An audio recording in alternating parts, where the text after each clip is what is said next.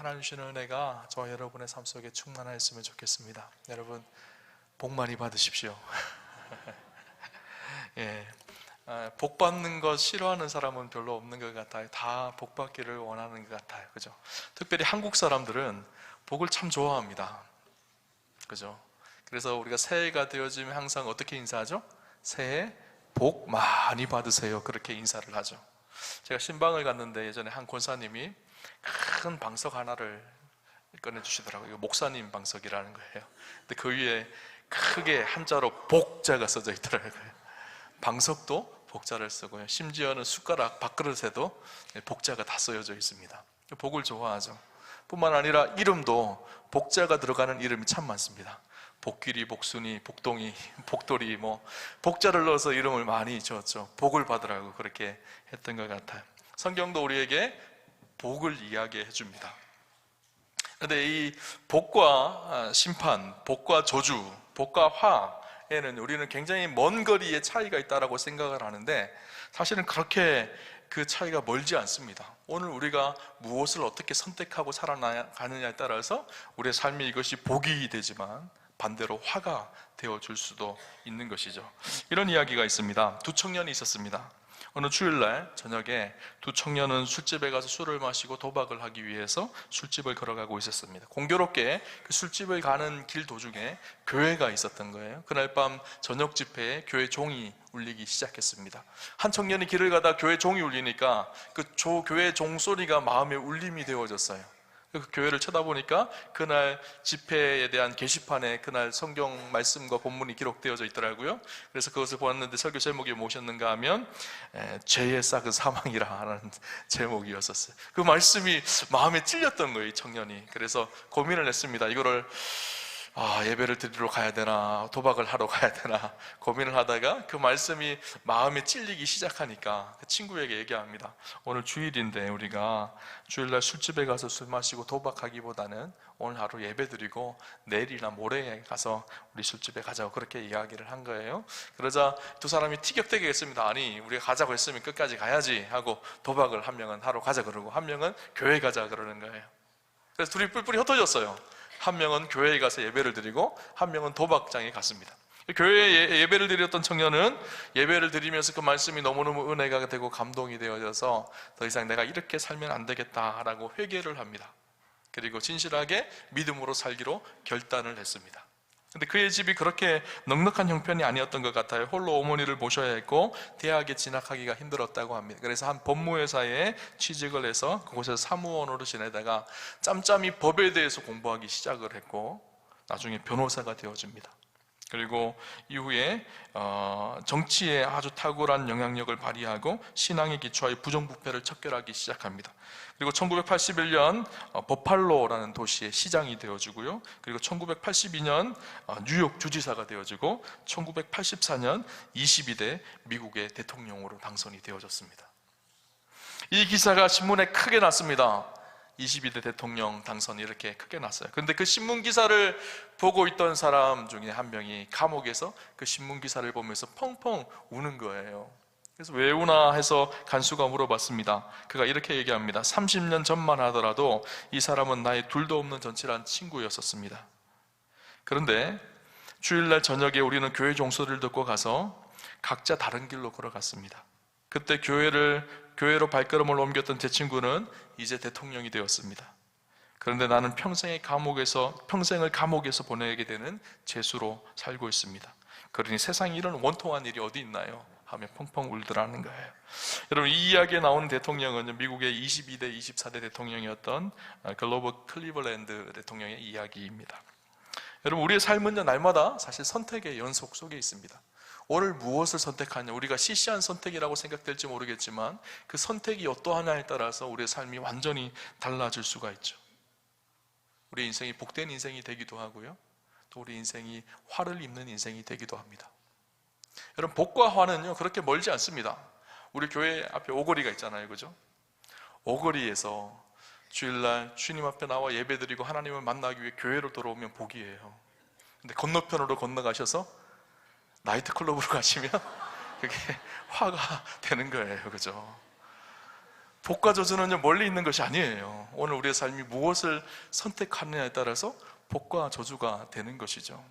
오늘 본문을 통해서요, 하나님이 우리에게 주시는 참된 복이 무엇인지, 우리가 어떻게 하면 하나님 주신 그 놀라운 은혜와 복을 누릴 수 있을지 함께 좀 나누어 보려고 합니다. 오늘 시편 1편 말씀은 우리가 너무나 잘 아는 말씀이죠, 그죠? 그리고 너무 좋아하는 말씀입니다. 왜 그럴까요? 복으로 시작하기 때문이에요. 복 있는 사람은 이렇게 시작하잖아요, 그죠? 성경에 이 복이라는 단어가요, 히브리어로 두 단어가 있습니다. 하나는 바라크라는 단어고요, 하나는 아시레라는 단어입니다. 이 바라크라는 단어는 우리가 흔히 말하는 복의 의미가 강합니다. 그래서 하나님으로부터 우리가 무엇을 받을 때 그 복을 바라크라고 이야기합니다. 오늘 성경에 나오는 이 아시레라는 복은요, 좀 의미가 다릅니다. 그 속에는 하나님과의 교제 속에, 하나님과 관계 속에 누려지는 복을 의미합니다. 바라크가 받다라는 의미가 강하다면 아시레라는 복을 누리는 의미가 훨씬 강합니다. 하나님이 우리의 아버지 되어 주셔서 그분과의 관계 속에 누려지는 기쁨과 평안과 감동, 이런 모든 것이 아시레의 복들이죠. 이 아시레의 복을 잘 기록한 본문이 있습니다. 신명기 33장 29절 말씀인데요, 이렇게 기록합니다. 이스라엘이여 너는 행복한 사람이로다. 여호와의 구원을 너같이 얻은 백성이 누구냐? 그는 너를 돕는 방패시요 내 영광이 칼이시로다. 내 대적이 내게 복종하리니 내가 그들의 높은 곳을 밟으리로다.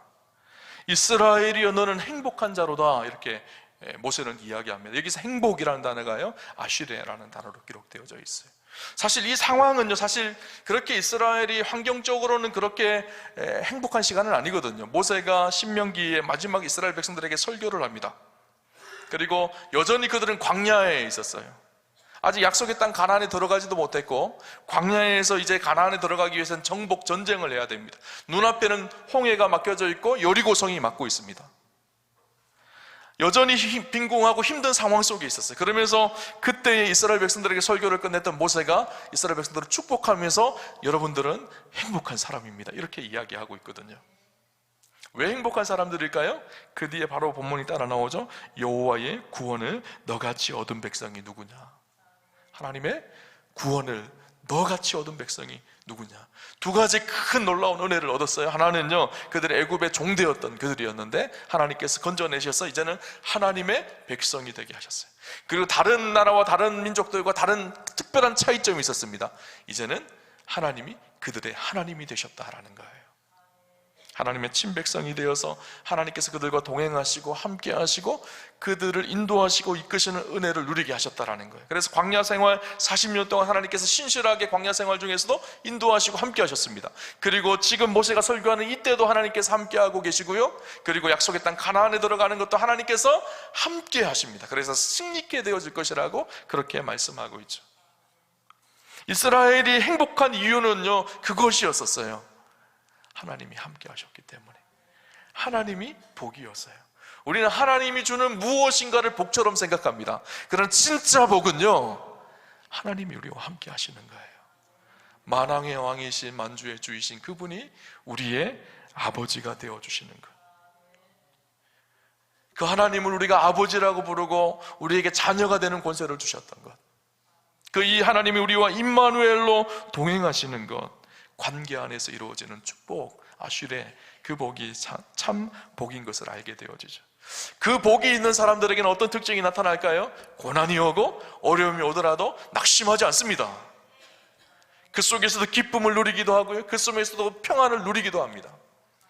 우리가 잘 아는 하박국 3장 17절 19절 말씀, 이렇게 선포할 수 있는 사람은요, 아슈레, 하나님이 주시는 행복이 있었던 사람이에요. 뭐라고 고백하죠? 비록 무화과 나무가 무성하지 못하며 포도나무에 열매가 없으며 감람나무에 소출이 없으며 밭에 먹을 것이 없으며 우리의 양이 없으며 외양간에 소가 없을지라도 나는 여호와로 말미암아 즐거워하며 나의 구원의 하나님으로 말미암아 기뻐하리로다. 주 여호와는 나의 힘이시라. 나의 발을 사슴과 같게 하사 나를 나의 높은 곳으로 다니게 하시느니라. 이것도 없고 저것도 없고 이것도 안 되고 저것도 안 되는데 뭐라고요? 주 여호와는 나의 힘이시라. 하나님으로 말미암아 내가 기뻐하노라. 이 능력이 있게 되어지죠. 저는 이 아시레의 복을 가장 성경에서 잘 누린 사람 중에 한 명이요, 요셉이라고 생각을 해요. 요셉의 삶을 우리 가만히 한번 들여다봅시다. 요셉이 아버지 집에 가하며 아버지의 돌봄을 받고 채색 옷을 입고 있을 때도 그때도 하나님께서 함께 하셨어요. 형들에게 팔려갈 때도 그때도 하나님께서 함께 하셨어요. 억울한 누명을 쓰고 종살이 하는 것 때도 하나님께서 함께 하셨어요. 감옥에 들어갈 때도 하나님께서 함께 하셨어요. 애굽에서 국무총리가 되었을 때도 하나님께서 함께 하셨어요. 상황은 계속 변하지만 변하지 않는 놀라운 은혜가 있었어요. 하나님의 함께 하심이었었어요. 그러니까 요셉은요, 어려움 속에서도 낙심하지 않습니다. 성경을 아무리 찾아봐도 요셉이 불평하는 이야기가 한마디도 기록되어 있지 않아요. 왜 그럴까요? 내가 낮아져도 높아져도, 내가 부유해도 가난해도 모든 상황 속에서 함께 하신 하나님을 신뢰하고 그 속에서 풍성함을 누리고 있었던 거예요. 그래서 이 창세기 39장을 보면요, 계속 반복해서 기록하는 말씀이 무엇인가 하면 여호와께서 요셉과 함께 하심으로 그가 형통하였더라, 이렇게 기록을 하는 거예요. 그죠? 아실에 하나님과 함께하는 관계 속에서 누려지는 참된 복이 요셉 안에 있었던 것이죠. 그렇게 아실의 복, 하나님과 함께하는 삶을 살아가는 사람들에게 나타나는 특징이 무엇인가 하면요, 복이 흘러가기 시작합니다. 내 안에만 있는 것이 아니라 나와 함께하는 사람들이 함께 이 복을 누리게 되어져요. 그래서 이 창세기 39장 2절에서 5절을 보면요, 요셉에 대한 말씀을 기록하면 이렇게 기록을 합니다. 여호와께서 요셉과 함께 하심으로 그가 형통한 자가 되어 그의 주인 애굽 사람의 집에 있으니 그의 주인이 여호와께서 그와 함께 하심을 보며 또 여호와께서 그의 범사에 형통케 하심을 보았더라. 요셉이 그의 주인에게 은혜를 입어 섬김에 그가 요셉을 가정 총무로 삼고 자기의 소유를 다 그 손에 위탁하니 그가 요셉에게 자기의 집과 그의 모든 소유물을 주관하게 한 때부터 여호와께서 요셉을 위하여 그 애굽 사람의 집에 복을 내리심으로 여호와의 복이 그의 집과 밭에 있는 모든 소유에 미친지라. 요셉만 복 받은 것이 아니라요, 요셉과 함께하는 그 집이 복을 받게 되어진 거예요. 요셉 때문에. 하나님께서 아브라함을 부르실 때 너를 복의 근원으로 삼겠다고 그렇게 말씀하셨죠. 복이 되겠다고 하셨어요. 그를 통해서 많은 사람들이 복을 받게 하시겠다라는 거예요. 여러분, 아시레의 은혜가 있는 사람은요, 이런 능력이 있습니다. 그 사람이 가는 곳이 복이 되는 거예요. 하나님이 함께 하시기에, 하나님께서 동행하시기에. 저는 우리 우암교회 성도님 이런 복을 누리셨으면 좋겠어요. 여러분, 진짜 복이 무엇일까요? 내가 열심히 기도하니까 하나님께서 안 되는 것들이 풀려지고 막 월급도 많게 해주시고 좋은 집도 주시고 좋은 차도 주시고 우리 자녀들도 잘 되게 해주시고 좋은 대학에 입학하게 하시고 이것도 좋은 복이겠죠. 근데 그건 다 부순물들이에요. 부스러기 은혜들이에요. 진짜 복은요, 하나님이세요. 하나님이 우리의 아버지 되어주셔서 우리와 함께 하세요. 그래서 어렵고 고난을 통과할 때도 이것마저도 합력할 선을 이루시는 하나님의 은혜가 있게 되는 것이죠. 여러분, 이 아시레의 복을 어떻게 누릴 수가 있을까요? 오늘 두 가지, 오늘 본문이 우리에게 그 방법을 가르쳐 줍니다. 첫 번째는요, 무엇인가 하면 죄의 심각성을 기억하고 철저하게 악을 끊는 일부터 시작해야 된다라고 말씀하고 있습니다. 죄는요, 하나님과 우리 사이의 관계를 단절시키는 것이 죄입니다. 관계를 망가뜨리고 깨뜨리게 하죠. 그래서 오늘 시편 기자는 뭐라고 얘기하는가 하면요, 복 있는 사람은 악인들의 길을 따르지 아니하며 죄인들의 길에 서지 아니하며 오만한 자들의 자리에 앉지 아니하고 라고 기록을 하고 있죠. 첫 번째는요, 꾀를 따르지 아니하고 죄인들의 길에 서지 아니하고 오만한 자들의 자리에 앉지 않는다. 이게 좀 점진성이 있어요. 처음에는 길을 따르는 것, 그리고 그 길 위에 서 있는 것, 이제는 그 길에 털썩 주저앉아서 일어나지 않는 것. 제가 그렇습니다. 처음에 우리의 마음과 생각으로 들어와서 우리를 그 제 길 위에 서게 합니다. 그리고 그 죄의 생각을 품기 시작하면 어느 순간 나도 모르게 죄의 길에 들어서서 죄의 한복판에 있게 되어지죠. 그리고 어느 순간 죄에 털썩 주저앉아서 이제는 일어나지 못하는 상황이 되어지는 거예요. 죄의 점진성이 있습니다. 우리는 작은 죄 정도는 괜찮겠지 하고 무시할 때가 있어요. 그러나 그 작은 죄가 우리를 이끌어서 더 큰 죄로 우리를 이끌어가는 것이 죄의 특징이죠. 여러분, 다윗을 한번 생각해 봅시다. 다윗이 하나님 앞에 범죄하죠. 우리아의 아내 바세바를 범하죠. 처음에 다윗이 본 것은요, 이 성을 거닐다가 저쪽에 아름다운 여인이 목욕하는 장면을 봅니다. 그 모습을 보고 그것을 떨쳐버리고 자리에서 털썩 일어나서 다른 곳으로 이동하여서 그것에서 자유하면 되는데 어떻게 될까요? 그 생각, 음란한 생각을 마음에 품기 시작합니다. 죄의 길에 들어서기 시작한 거예요. 그리고 거기서도 끊었으면 괜찮은데 어떻게 하죠? 바세바를 데리고 오라는 거예요. 바세바를 데리고 와서 동침합니다. 음란한 죄를 저지르죠. 이제는 그 길 한복판에 서 있는 거예요. 그리고 어떻게 할까요? 이 바세바가 임신을 합니다. 그래서 이 문제를 해결하기 위해서 우리아를 데리고 오죠. 전쟁에 나가 있던 자기 신하 충신이었던 우리아를 데리고 와서 그날 이 밤을 같이 아내하고 보내게 합니다. 그런데 우리아가 충신이었었어요. 자기 동료들은 전쟁터에 있는데 자기가 아내와 편하게 잘 수 없다고 동침을 거부하죠. 그래서 어떻게 하죠? 그를 전쟁에 내몰잖아요. 그래서 죽게 합니다. 살인의 죄까지 끌려가 들어가게 되어진 거예요. 죄의 속성이 그렇습니다. 처음에는 작다고 생각했는데 별것 아니다고 생각했는데 나중에 큰 열매와 결과를 만들어내는 것이 죄입니다. 성적으로 범죄한 사람들을 가만히 보면요, 처음에는 작은 것에서부터 시작되어집니다. 음란한 마음이 들어와서 음란한 마음을 떨쳐버리지 못하니까 이것이 자꾸 커지고 커져서 중범죄자가 되어지는 것이죠. 처음부터 나 중범죄를 저지를 거야 하는 사람은 별로 없어요. 죄는 확산성을 가지고 있습니다. 그래서 처음부터 죄를 조롱하게 단절시키는 것이 참 중요하죠. 여러분 127시간이라는 영화가 있어요. 그 영화의 내용이 이렇습니다. 주인공이 엔지니어였던 아론이라는 사람인데, 이 사람이요 사막의 협곡을 탐험하고 아주 익스트림 스포츠, 극한의 스포츠들을 참 좋아했던 사람이에요. 그가 미국 서부 유타 지역의 사막으로 그 익스트림 스포츠를 즐기기 위해 절벽 위에 올라갔습니다. 절벽에 바위가 굴러떨어진 거예요. 그래서 그 손을 탁 덮쳤습니다. 큰 바위가 그의 오른손을 탁 이렇게 덮친 거예요. 아무리 빼려고 하더라도 이 바위에서 손이 빠지지 않는 거예요. 그곳이 낯선 곳이고 사람들이 안 다니는 곳이어서 지나가는 사람도 도움을 받을 사람도 없습니다. 어떻게 할지 몰라서 이렇게 막 계속 발부둥을 쳤지만 점점 몸에 힘은 빠져가고 가지고 온 작은 식량들도 다 동이 나기 시작했어요. 이제는 꼼짝없이 죽게 생긴 거예요. 그가 마지막 결정을 합니다. 어떤 결정을 했을까요? 가져왔던 칼로 자기 손을 자르기로 결정을 해요. 자기 손을 잘라버립니다.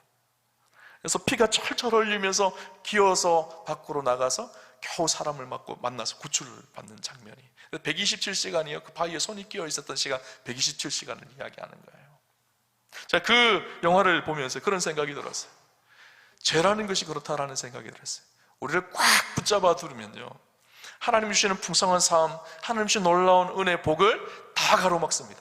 결국 죄는 우리를 사망으로 이끌어갑니다. 살기 위해서는 어떻게 해야 될까요? 그 죄를 힘들지만 어렵지만 저런하게 잘라버려야 합니다.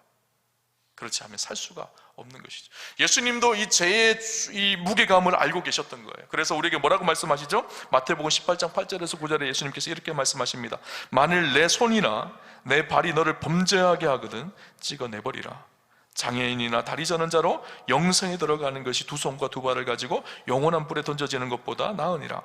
만일 내 눈이 너를 범죄하게 하거든 빼어내버리라. 한 눈으로 영생에 들어가는 것이 두 눈을 가지고 지옥불에 던져지는 것보다 나으니라. 제가 얼마나 엄중했으면 예수님께서 이렇게 말씀하셨을까요? 여러분, 예수 믿고도 신앙생활을 하면서도 아슈리의 복을 누리지 못하는 이유는 간단합니다. 여전히 세속적인 죄악 속에서 벗어나고 있지를 못하는 거예요. 거기에 매여서 늘 세상을 바라보며 살아가고 있기 때문이죠. 여러분, 죄를 잘라버리는 결단이 있으시기를 주님 이름으로 축원합니다. 두 번째, 근데 우리가 의지를 가지고 이 죄를 잘라버린다고 하더라도 잘 되지 않습니다. 오히려 적극적으로 하나님과 동행하는 방법이 있습니다. 오늘 성경은 우리에게 그것을 가르쳐 주는데요, 날마다 하나님의 말씀의 영향력 안에 살아가는 것입니다. 오늘 2절 말씀을 볼까요? 2절 말씀이 이렇게 기록하죠. 오직 여호와의 율법을 즐거워하여 그의 율법을 주야로 묵상하는 자로다. 복 있는 사람은 어떤 사람이라고요? 오직 여호와의 율법을 즐거워하여 그의 율법을 주야로 묵상하는 사람이다. 그렇게 말씀하고 있어요. 율법을 즐거워한다, 하나님의 말씀을 즐거워하는 사람. 여러분, 하나님의 말씀이 즐거우신가요? 이 시간이 너무 즐거우신가요? 집에서 성경 읽을 때 즐거우신가요? 말씀을 묵상할 때 즐거우신가요? 아멘 하시는 분도 계시는데 어떤 분들은 억지로 하시는 분 계세요. 그죠? 성경 읽으라 그러면 한 장이 왜 이렇게 안 넘어가는지 억지로 읽습니다. 주일날 설교 듣는 시간 억지로, 가정의 화평을 위해서 온다 그러시더라고요. 어떤 분은 억지로 앉아있어요. 근데 하나님이 우리에게 말씀을 주신 이유가 억지로 읽으라고 주신 것이 아니에요. 말씀은요, 축복이에요. 우리에게 말씀을 누리라고 주신 거예요. 말씀을 통해서 하나님을 알아가게 되어지고요, 우리가 믿음으로 사는 것이 무엇인지를 알게 되어집니다. 말씀대로 순종할 때 하나님 주시는 복이 무엇인지를 깨닫게 되어지고 하나님과 깊이 교제할 수 있는, 여러분 사랑하는 사람과 교제할 때 기쁘잖아요. 함께 하고 싶잖아요. 말씀이 바로 그런 것이거든요. 말씀은요, 여러분 억지로 하는 것이 아니에요. 우리가 왜 말씀을 억지로 하는가 하면요, 어렸을 때 우리 신앙교육 받을 때, 야 너 말씀 안 해오면 밥 안 줘, 말씀 안 읽으면 한 장 읽어야지 밥 줄 거야, 이렇게 훈련을 받으니까요 억지로 하는 거예요. 성경은요 억지로 보는 것이 아니에요. 하나님 주신 놀라운 축복이고 은혜입니다. 말씀을 통해서 하나님과 깊이 교제하게 되고 하나님을 누리게 되는 거예요. 그래서 말씀을 즐거워하는 사람, 그리고 주야로 그 말씀을 묵상하는 사람. 주야로 묵상한다는 말이 무슨 말일까요? 매일 매 순간순간 크고 인생의 작은 모든 일들 속에서 말씀이 우리의 삶 속에 영향력을 주게 하는 거예요. 묵상이라는 단어가요 하가라는 단어로 기록되어져 있습니다. 히브리어의 하가라는 말은요, 그 말씀을 입에 계속 읊조리는 것을 말합니다. 한번 듣고 끝나는 것이 아니라, 한번 읽고 끝나는 것이 아니라 나에게 주셨다는 그 말씀을 계속 하루 종일 읊조리는 거예요. 마치 소가 음식물을 먹으면 어떻게 할까요? 다시 되새김질을 하잖아요. 그래서 계속 반복해서 씹어 먹는 것처럼, 그래서 완전히 다 영양분을 끝까지 섭취하는 것처럼, 그 말씀이 우리의 삶 속에 뿌려졌을 때 그 말씀을 계속 곱씹으며 그 말씀대로 순종하며 살아갈 수 있도록 고군분투하는 것, 이것이 하가입니다. 말씀을 그렇게 묵상하는 거예요. 그래서 하루 종일 모든 순간 속에서 말씀이 내 삶 속에 영향력을 미치게 하는 것. 여러분, 말씀이 여러분의 삶에 영향력을 미치나요? 교회에 왔을 때는 잠깐 은혜 받는 것 같은데 일상생활은 내 삶은 내 삶이고 말씀은 말씀이고 그렇지 않나요? 오늘 우리가 오랫동안 신앙생활 하면서요 예수 믿으면서도 변화되지 않는 이유는 간단합니다. 말씀의 영향력을 받지 않기 때문이에요. 내 뜻대로 내 생각대로만 늘 살아갑니다. 말씀이 내 삶을 터치하지 않는 거예요. 말씀 때문에 내 삶이 움직이지 않는 거예요. 네, 세상에 사람은 무엇인가 이끌리게 되어져 있거든요. 세상에 이끌리든지 돈에 이끌리든지 명예에 이끌리든지 다 이끌립니다. 하나님의 사람들은 무엇에 이끌려야 될까요? 말씀에 이끌려야 되거든요. 그 말씀이 우리에게 영향력을 주고 말씀에 이끌리는 삶이 되어질 때 변화가 일어나기 시작합니다. 그 속에서 하나님 주신 은혜와 복을 누리기 시작해요. 여러분, 아시르의 복은 하나님과 관계 안에서 이루어지는 복이거든요. 말씀이 우리의 삶에 날마다 영향력을 줘야 돼요. 저는 예수 믿으면 변화된다고 생각을 합니다. 여러분 믿으시나요? 정말 예수 믿으면 변화되나요? 아니, 많은 사람들이 그렇게 얘기하더라고요. 목사님 예수 믿어도 안 변하더라고요. 그렇게 얘기하더라고요. 왜 그런지 아세요? 말씀의 영향을 받지 않기 때문이에요. 말씀은 말씀이고 나는 나다, 그렇게 신앙생활을 하기 때문이에요. 말씀이 우리의 삶에 들어와서 말씀의 영향을 받기 시작하면 그 말씀 때문에 변화가 일어납니다. 우리가 말씀 안에서 영향받아야 될 두 가지가 있습니다. 우리가 이끌려야 할 말씀의 영향력 두 가지가 있는데, 첫 번째가 무엇인가 하면 말씀을 통해 삶이 교정되어야 합니다.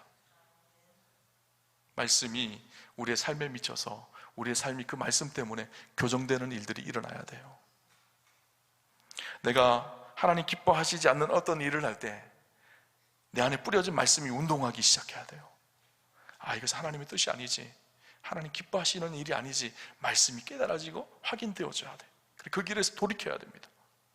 내가 누군가에 화가 나고 막 미운 마음이 막 생깁니다. 그러면 어떻게 해야 될까요? 말씀이 내 안에 작동하기 시작해야 돼요. 하나님 나를 어떻게 사랑하셨지? 하나님이 내 이웃을 내 몸과 같이 사랑하라고 하셨는데, 그 말씀이 작동되기 시작하면요, 사랑할 수 없을 때 사랑할 수 있는 능력이 나타나기 시작해요. 우리의 삶이 교정되기 시작하는 거예요. 디모데후서 3장 16절 17절 말씀, 우리가 잘 아는 말씀이죠. 같이 한번 우리 읽어볼까요? 같이 보겠습니다. 모든 성경은 하나님의 감동으로 된 것으로 교훈과 책망과 바르게 함과 의로 교육하기에 유익하니 이는 하나님의 사람으로 온전하게 하며 모든 선한 일을 행할 능력을 갖추게 하려 함이라. 모든 성경은 하나님의 감동으로 된 것이니 교훈과 책망과 바르게 함과 의로 교육하기에 유익하다라고 말씀하고 있죠. 교훈이라는 것은 우리가 하나님이 누구신지를 알고 하나님이 원하시는 그 길을 걸어가게 하는 것이 교훈이죠. 책망은 무엇일까요? 우리가 그런 길을 걸어가야 됨에도 불구하고 우리의 욕심 때문에 그 길에서 벗어날 때가 있어요. 그럼 하나님의 말씀이 우리를 어떻게 할까요? 책망하세요. 그러면 다시 그 길에서 돌이켜서 바른 길로 걸어갈 수 있도록 우리를 인도하죠. 바르게 합니다. 그리고 그 길을 지속해서 갈 수 있도록 우리를 의로 교육하는 것이 하나님의 말씀입니다. 이것을 그림으로 잘 표현한 것이 있는데, 예전에도 제가 한번 보여드렸던 것 같아요. 한번 잠깐 방송실에 보여주면 좋겠어요. 교훈이라는 것은요, 걸어야 할 길을 보여줍니다. 말씀을 통해서 하나님이 누구신지를 우리가 알게 하세요. 어떻게 하나님의 사람들이 살아가야 될지를 가르쳐줍니다. 그런데 우리가 자꾸 그 길에서 벗어나요. 그 길에서 벗어나서 우리의 욕심대로 욕망대로 살려고 합니다. 그때 말씀이 어떻게 할까요? 우리를 책망합니다. 깨닫게 하죠. 그래서 다시 바른 길로 인도합니다. 우리에게 다시 한번 기회를 주죠. 그리고 의로 교육하여서 그 길을 지속하게 하는 거예요. 말씀의 영향력이죠. 여러분, 이 말씀의 이 사이클이요, 우리의 삶에 작동하셔야 돼요. 말씀은 말씀이고 나는 나다, 이게 아니에요. 말씀이 우리를 교정하고 하나님의 사람으로 온전하게 이끌어갈 수 있도록, 말씀이 우리의 삶에 날마다 영향력을 미칠 수 있도록 말씀의 영향력 아래 살아가는 거예요. 너무너무 중요한 것이죠. 두 번째, 우리가 말씀이 우리에게 주는 영향력이 무엇인가 하면요, 말씀을 통해 격려를 받아야 합니다. 우리가 살아가는 세상이요, 참 힘들고 어려운 세상이거든요. 죄로 인하여 깨어지고 망가진 세상 속에 살기 때문에 고통이 있고 아픔이 있고 눈물이 있는 곳이 이 세상이에요. 그 세상을 어떻게 이겨낼 수 있을까요? 말씀이 주는 격려로 이겨낼 수 있어요. 말씀이 우리를 격려하고 위로하고 우리를 인도해 가시는 그 은혜로 세상을 승리할 수가 있는 거예요. 여호수아 1장에 보면 이렇게 얘기합니다. 여호수아가 마지막 하나님 앞에 부름을 받고 이제 새로운 지도자로 서게 되어졌어요. 그때 여호수아의 마음이 어땠을까요? 굉장히 두려웠을 거예요. 모세는 죽고 이스라엘 백성들을 이끌고 약속의 땅 가나안에 들어가야 됩니다. 이제 정복 전쟁을 해야 돼요. 그런 상황 속에서 이 두려워하고 있는 여호수아에게 하나님께서 주신 말씀이 여호수아 1장 7절 8절 말씀인데요, 이렇게 고백합니다. 오직 강하고 극히 담대하여 나의 종 모세가 내게 명령한 그 율법을 다 지켜 행하고 우로나 좌로나 치우치지 말라. 그리하면 어디로 가든지 형통하리니 이 율법책을 내 입에서 떠나지 말게 하며 주야로 그것을 묵상하여 그 안에 기록된 대로 다 지켜 행하라. 그리하면 내 길이 평탄하게 될 것이며 내가 형통하리로다. 두려워하고 있는 여호수아에게 하나님께서 말씀하십니다. 두려워하지 말라. 내가 너와 함께함이라. 놀라지 말아라. 두려워하지 말아라. 그리고 또 뭐라 그러면서 말씀하시죠? 이 율법책을 내 입에서 떠나지 말게 하라. 늘 말씀 안에서 말씀의 영향력을 가지고 그렇게 살아가라는 거예요. 그 말씀이 너를 위로하고 너를 인도하고 너를 이끌어 가실 것을 신뢰하라는 거예요. 그죠? 말씀이 주는 격려를 받게 되는 것이죠. 우리 오암교회 성도님들이요, 힘든 세상을 살아갈 때 늘 말씀이 주는 격려를 받으셨으면 좋겠어요. 목사인 제가 격려하는 것도 물론 좋은 일이지만 더 중요한 것은요, 여러분이 말씀을 통해서 날마다 하나님으로부터 격려를 받는 일이에요. 여러분, 부흥하는 교회의 특징이 있습니다. 부흥하는 교회는 예배를 딱 한 번만 드려봐도 알아요. 예배 속에 하나님의 격려를 성도들이 누리고 있는지 누리고 있지 않은지를 보면 돼요. 제가 그 교회 가서 한 번만 예배 드려보면 그 교회가 부흥할 교회인지 아닌지 느낌이 와요. 예배 속에, 찬양 속에, 기도 속에, 말씀 속에 격려를 받습니다, 성도들이. 그리고 세상을 살아갈 힘을 얻게 되어져. 근데 어떤 교회는 가면요, 계속 성도들이 다 졸고 있어요. 절반 이상이 졸고 있어요. 그런 교회들은요, 안 될 교회의 특징이들이에요. 여러분, 하나님의 말씀에 격려를 받고요, 그 말씀으로 성도들을 또 격려하는 사람들, 그들이 있는 교회가 건강한 교회인 것이죠. 여러분, 말씀이 우리를 붙들어가는 축복이 있었으면 좋겠습니다. 여러분, 마트에 가면요, 대형 마트에 가면 주차장이 굉장히 크잖아요. 근데 거기에 주차를 해놓고 때때로는 내가 어디다 주차해놨는지 잘 기억이 안 날 때가 있어요. 그런데 어떻게 하죠? 그럴 때 내려서 리모컨이 있잖아요, 그죠? 리모컨을 누르면 어떻게 될까요? 차가 삐 소리가 나거나 깜빡이거나 시동을 걸리거나 이렇게 되어지거든요, 그죠? 그런데 간혹 아무리 눌러도 시동이 안 걸리고 깜빡이지도 않는 차들이 있어요. 잘못 딴층에 와서 아무리 눌러봐도 차가 없는 거예요. 리모컨의 영향력 밖에 벗어난 거예요, 그죠? 리모컨을 아무리 눌러도 깜빡이지도 않고 아무런 반응이 없습니다. 우리가 하나님 앞에도 그럴 수가 있어요. 우리가 위기에 처했을 때, 죄악의 길에 서 있을 때 하나님께서 우리에게 계속 리모컨을 누르시거든요. 말씀을 통해서 말씀이 생각나게 하시고, 말씀을 통해서 위로를 주시고, 계속 리모컨을 누르시는데 아무런 반응이 없어요. 왜 그럴까요? 하나님의 영향력 밖에 벗어나 있기 때문이에요. 하나님과 동행할 수가 없는 것이죠. 하나님이 주시는 아시르의 복을 누릴 수가 없는 거예요. 저는 우리 오함교회 성도님들이요, 하나님의 말씀의 영향력 아래 날마다 살아가는 축복이 있으셨으면 좋겠어요. 그 말씀 안에 살아갈 때 주시는 축복이 3절 말씀이에요. 그는 시냇가에 심은 나무가 철을 따라 열매를 맺으며 그 잎사귀가 마르지 아니함 같으니 그가 하는 모든 일이 다 형통하리로다. 여기서 시냇가라는 말이요, 팔르게마임이라는 단어인데요, 이 팔르게마임이라는 단어는요, 마르지 않는 물을 말합니다. 이스라엘이 굉장히 건조한 지역이잖아요. 그래서 건기가 되어져 물이 다 말라버립니다.